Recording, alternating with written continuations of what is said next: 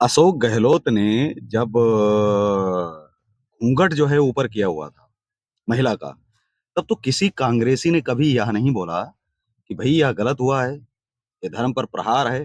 जबकि घूंघट जो है वो राजस्थान की आन, बान और शान है। घूंघट प्रथा को हटाने के लिए करोड़ों रुपए सरकारी खर्च कर दिए गए, अरबों-खरबों।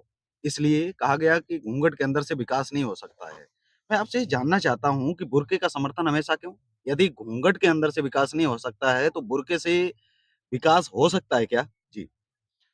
देखिए मुख्यमंत्री अशोक गहलोत जी ऐसे ही एक कांग्रेसी इनका जो विचारधारा है उसमें इनमें बस एक वही बसा हुआ है खानों के लिए और हिंदुओं के लिए और उसको छोड़ते नहीं है और ये चाहे हिंदू हो या मुसलमान कांग्रेसी हमेशा मुसलमान ही बना रहता है और उसी विचारधारा के ऊपर चलता है। हमेशा जैसे आपने देखा कि घूंघट में एक बहू जा रही थी, उसने घूंघट पहना हुआ था तो उसका अपने हाथ से घूंघट पीछे कर दिया और देखने लगा कि घूंघट एक प्रथा है, कुप्रथा है। लेकिन जैसे ही कोई बुर्के वाली आगे आई, तो उसको उन्होंने ठीक बोला कि ठीक है, आपका तो मज़हब है, आपका तो ये है। तो ये एक मानसिकता दिखाती है कांग्रेसियों की कि किस तरह से है। मैं भी कोई कांग्रेसी या बीजेपी का नहीं हूँ, लेकिन जब मैं इस तरह से बात करूँगा तो लोग मेरे ऊपर एक प्रहार करेंगे कि ये बीजेपी का बंदा है।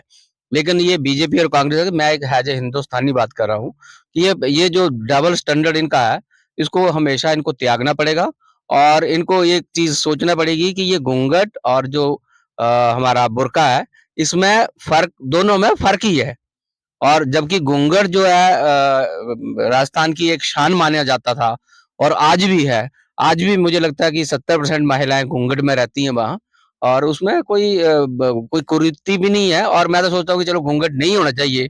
लेकिन बड़ी बात ये है कि किसी का घूंघट जिसने पहना उसको अपने हाथ से उठा देना एक सभ्यता नहीं है और एक अच्छे मर्द की या अच्छे पुरुषोत्तम मुख्यमंत्री की। मुख्यमंत्री की ये चीज़ नहीं है कि वो उसको इस तरह से ले और बड़ी बात ये लगी हमें कि जब बुर्के वाली भी साथ में आई तो उसका बुर्का क्यों नहीं हटाया? अगर ऐसा लगता है कि ये चीज़ होनी चाहिए तो बुर्का भी हटाना चाहिए था और अगर समन्वय रखना है।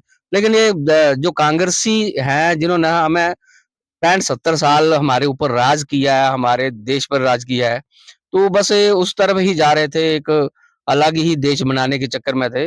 लेकिन मुझे लगता है बीजेपी जो है ब विचारधारा इसको बदल रही है, लोगों के मन में हो रहा है।